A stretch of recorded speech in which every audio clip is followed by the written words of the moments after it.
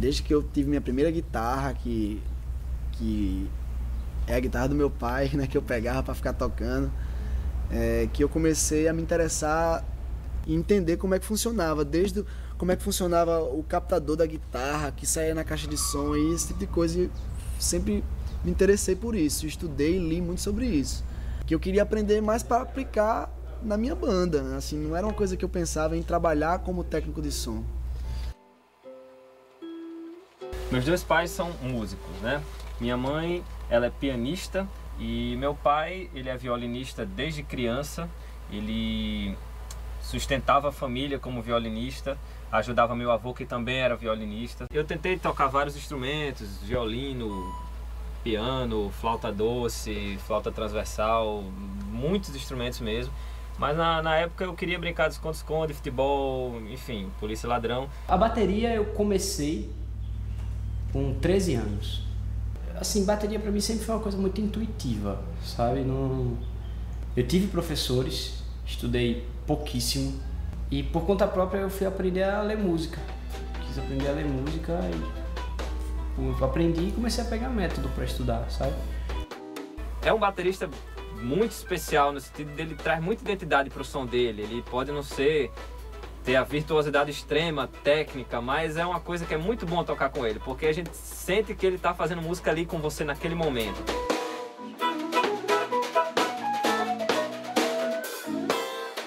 Cara, o começo do Macaxeira foi na escola de música da UFRN, né? Eu tocando com o Henrique e com o irmão dele, com essa banda Caçava, a gente começou a estudar, eu e ele entramos nesse curso técnico daqui da escola de música e começamos a estudar outras coisas, jazz, chorinho, bossa nova, e fomos para esse lado, resolveu com a mesma formação montar um grupo que tocasse música instrumental. E Caçava é uma palavra que significa macaxeira. Então, como era o Caçava, só que tocando outra coisa, era uma outra banda, com outro repertório, com outra proposta. A gente chamou de Macaxeira Jazz. Aí uma hora o irmão do Henrique saiu e a gente contou com o Rafael Bender, que entrou pro grupo também. Ficamos tocando juntos por muito tempo, com o Marco, que também é do grupo. Marco é o cara um dos caras que eu mais admiro pela raça mesmo, porque o que ele faz é assim, pra botar pra lascar mesmo. Um cara super talentoso, com uma leitura melódica absurda no instrumento, né? Então eu acho que, apesar dele não estar efetivamente no grupo agora, por estar estudando fora, né? Eu acho que ele deu uma contribuição muito grande. Não é sempre quem toca com ele, né? Mas quando ele tá, ele dá o lustre final, né? Então o Macaxeira Jazz ficou como... até hoje tá eu, Tiziano, Rafael e Marco. E agora trabalhando junto com o Diogo Guanabara, né? Que é o trabalho de Diogo Guanabara e Macaxeira Jazz. Se juntar com o Diogo foi interessante primeiro porque ele já tem um certo prestígio, ele toca desde menino, então ele foi aquele garoto prodígio que adorava tocar brasileirinho, né, aquela coisa.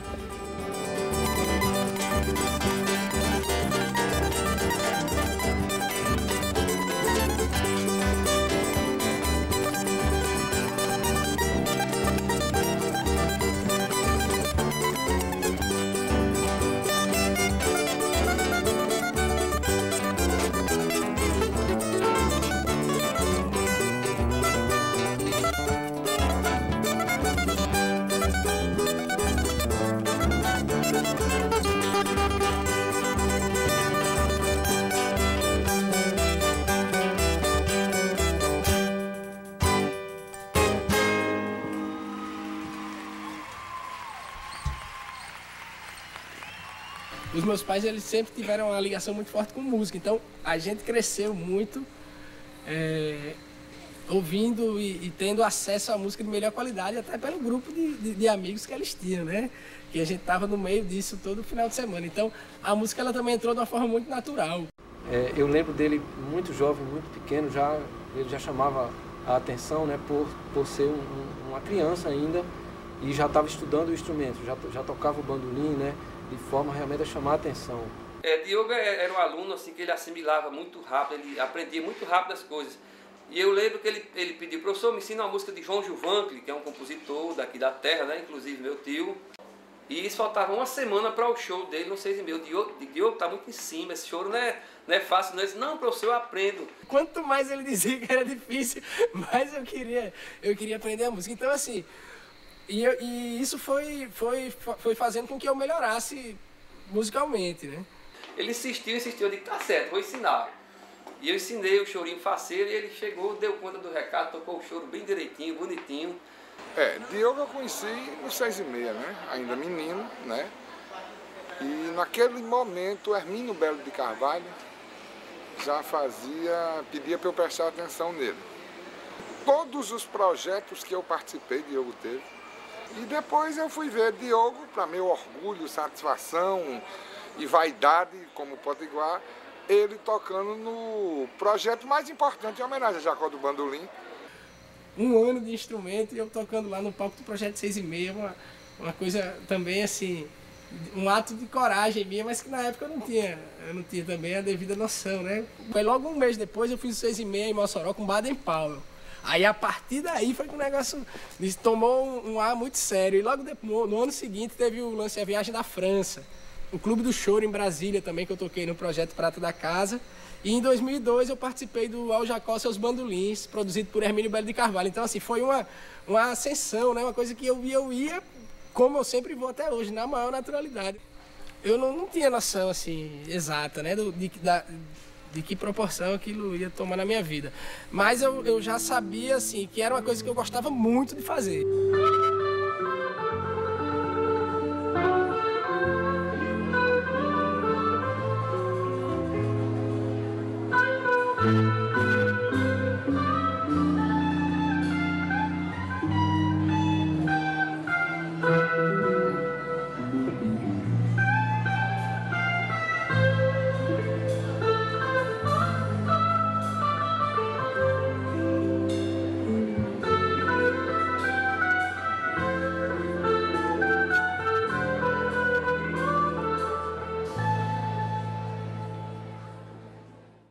Quando eu vi o Diogo a primeira vez, na verdade, eu vi num programa de televisão. Ele tinha em torno de 10 anos, mais ou menos. Depois de um período que eu estava no Japão, já tinha levado outros artistas aqui, ele me mandou o material dele e ele já tinha passado dos 18 anos, acho que já tinha feito uma turnê na Europa. E quando eu retornei ao Brasil de férias, que eu sempre vinha todos os anos de férias, eu fui ver um show dele e ele me falou que estava junto com o Macaxeira Jazz, que estavam fazendo essa banda, e me convidou para me ver o trabalho deles. Aconteceu o centenário da imigração japonesa no ano de 2008. E aí eu fui convidada para levar alguns artistas aqui do Brasil. A gente foi tocar no Japão e na volta ainda ficou uma semana na Holanda. Fez 2 shows também. E nessa viagem a gente foi com uma produtora, né, que é a Ivete Farias, que também se tornou uma grande amiga da gente. Olha, gente, ninguém faz o que os caras fazem, saindo de Natal para ir tocar no Japão e na Europa. Tem que ser bom, se for mais ou menos não vai.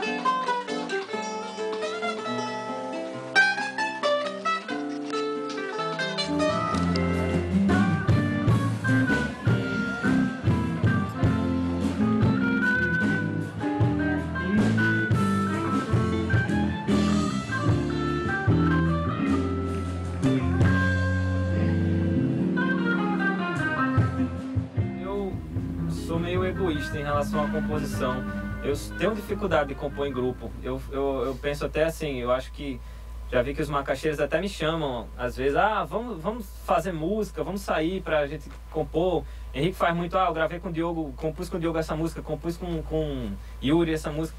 eu gosto muito de compor com amigos. Assim, eu gosto muito de interagir, de dar uma ideia e ouvir as ideias também dos outros e tentar ir somando até chegar num resultado legal. Mas que eu acho que o interessante da música não é você fazer ela sozinho, é você, fazer com parceiro, porque música é como você jogar bola. Você pode ficar batendo o pezinho, mas não é a mesma coisa que você ficar tocando a bola pro seu amigo, entendeu? Então é muito mais interessante.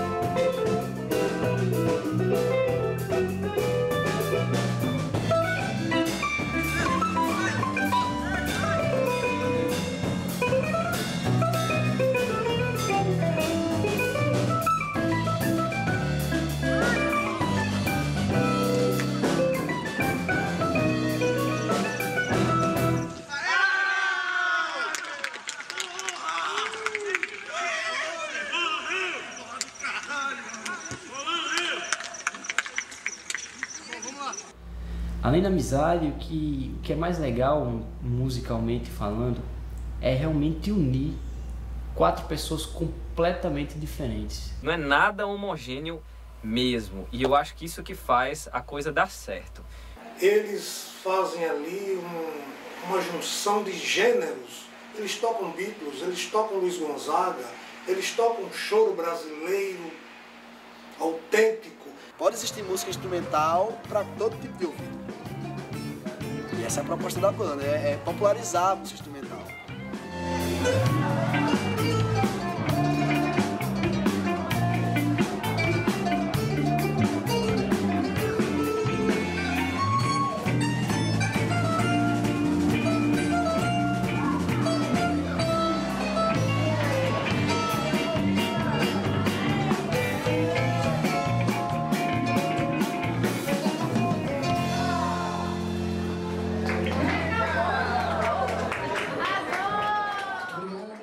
A gente era uma cidade jazzística, por conta dos americanos. E oferecemos ao Brasil a mulher que cantou o choro, que é a Ademilda, e o cara que revolucionou a forma de tocar o choro soprando, que foi Cachimbinho. Então os meninos, sem querer, conseguiram voltar no tempo, juntar o jazz e o choro, que ninguém nunca fez nesse estado. Eu acho que involuntariamente eles deram esse presente ao Rio Grande do Norte. Então eu acho que essa junção aí do pessoal do Macaxeira Jazz, né, com o Diogo Manabara, eu acho que foi uma casadinha perfeita, porque eu acho que a sintonia deles é uma coisa que somou, né? Foi uma soma que virou uma coisa só, né? O contrabaixo, o Henrique Pacheco.